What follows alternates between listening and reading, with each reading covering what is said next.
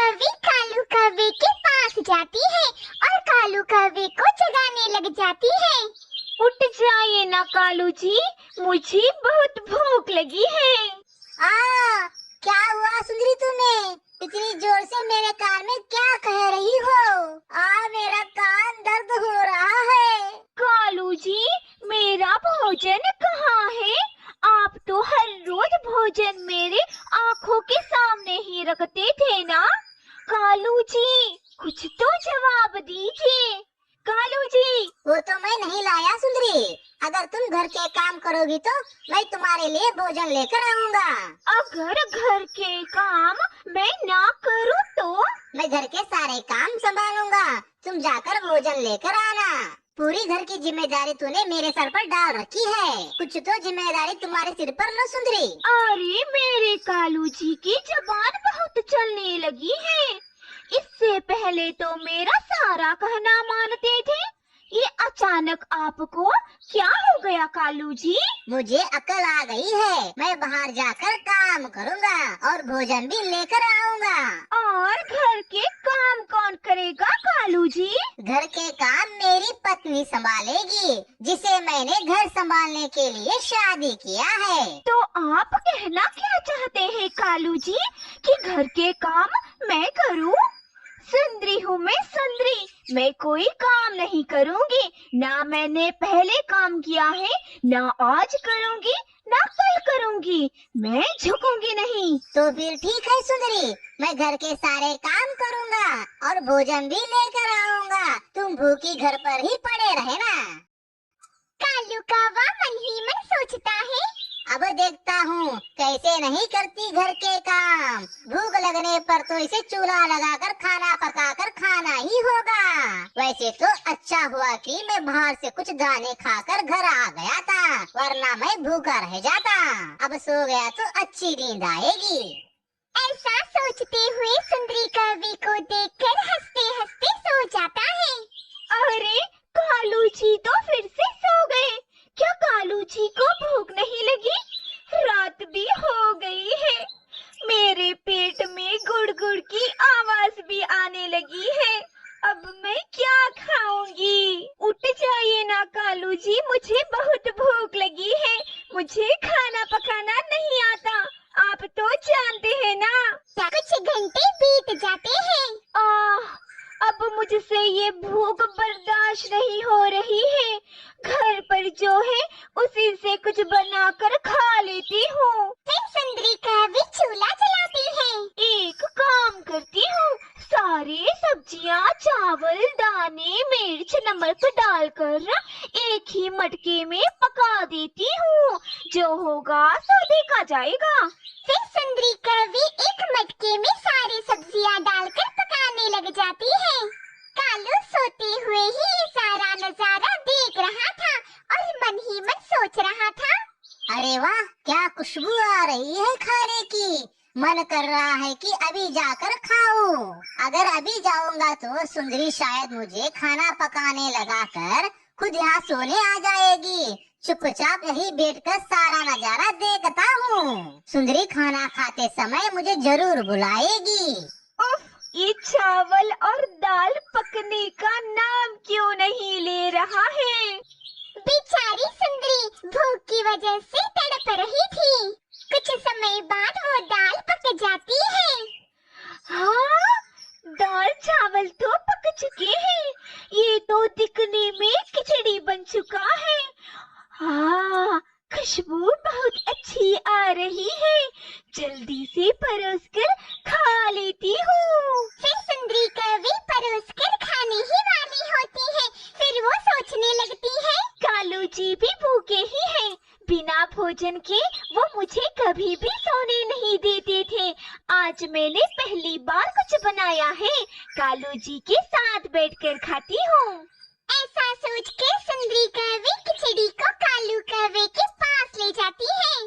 कालू जी उठ जाइए, भोजन कर लीजिए। हाँ सुंदरी, मुझे भी बहुत भूख लगी है। कालू जी, ये देखिए, मैंने कुछ बनाया है हमारे लिए। ये तुमने बनाया है सुंदरी? तुम्हें तो खाना पकाने नहीं आता है ना, फिर तुमने ये कैसे किया? सभी चीजों को एक मटके में डालकर पका दिया कालू जी। कोई बात नहीं सुंदरी, चलो मिलकर भोजन करते हैं। फिर वो दोनों बड़े ही प्यार से भोजन करने लग जाते हैं। बाहर देखो सुंदरी, सुबह भी हो गई है। हाँ कालू जी, सुबह भी हो गई है। आप नहा धोकर काम पर जाइए। आज से मैं घर संभालूंगी।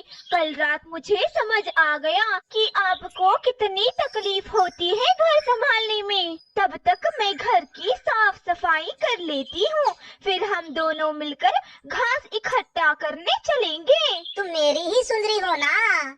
कहीं मैं सपना तो नहीं देख रहा? ये सपना नहीं, हकीकत है कालू जी। जाइए, जल्दी जाइए। कालू कौवा अपनी पत्नी सुंदरी को बदलते हुए देख बहुत खुश हो जाता है। फिर वो दोनों घास इकट्ठा करने निकलते हैं। अरे कालू, तेरी पत्नी सुंदरी आज घर से बाहर कैसे निकल आई? मैं तो समझती थी कि ये गोसा की बीबी है। तू कौन होती है जो मुझे ऐसा नाम रखने वाली? गोसा की बीबी? मैं गोसा की बीबी नहीं हूँ, मैं कालू की बीवी हूँ। कालू जी, आपने देखा ये गंदी आंख वाली बुलबुल मुझसे किस तरह से बातें कर रही है?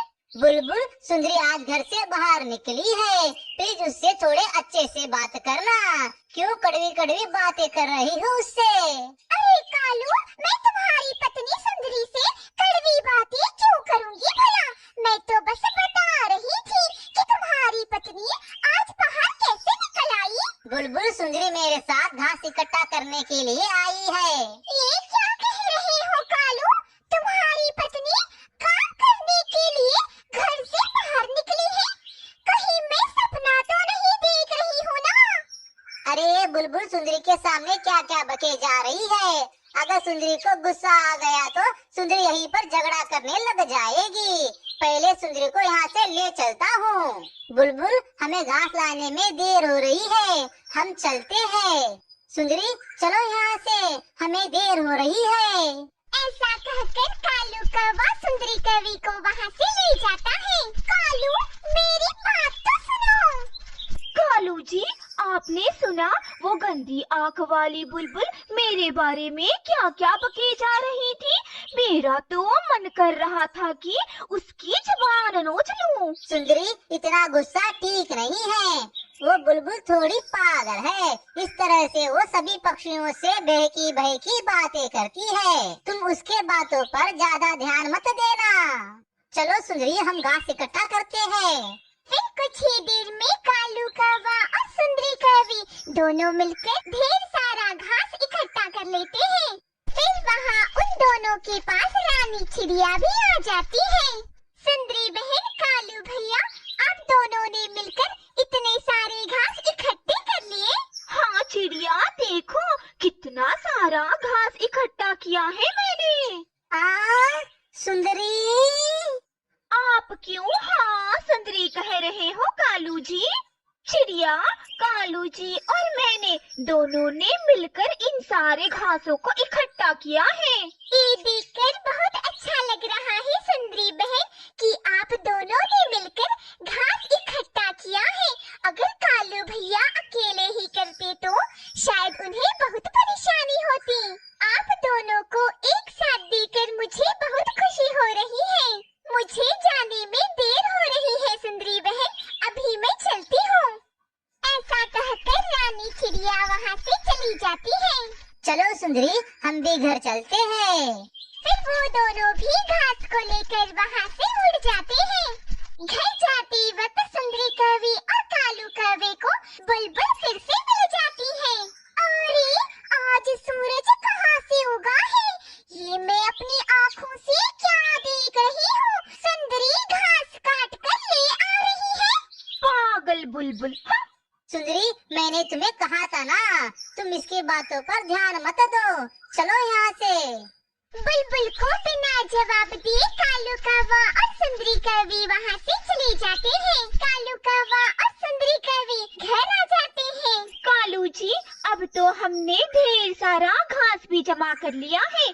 चलिए इन घास को छत के ऊपर, दरवाजे के पीछे और खिड़की के पीछे रख देंगे। ठीक है, चलो वो भी काम आज ही निपटा देते हैं। फिर कुछ ही देर में कालू कौवा और सुंदरी कौवी अपना पूरा घर घास से भर देते हैं। कालू जी, कल हम हमारे लिए गर्म कपड़े खरीदने जाएंगे और ढेर सारा अनाज भी इकट्ठा करेंगे। जब बर्फ की बारिश होने लगेगी तो हमें बाहर जाकर अनाज ढूंढने की जरूरत नहीं पड़ेगी। इसी तरह से कुछ दिन बीत जाते हैं। अब उस जंगल में बर्फ की बारिश भी शुरू हो जाती है और उस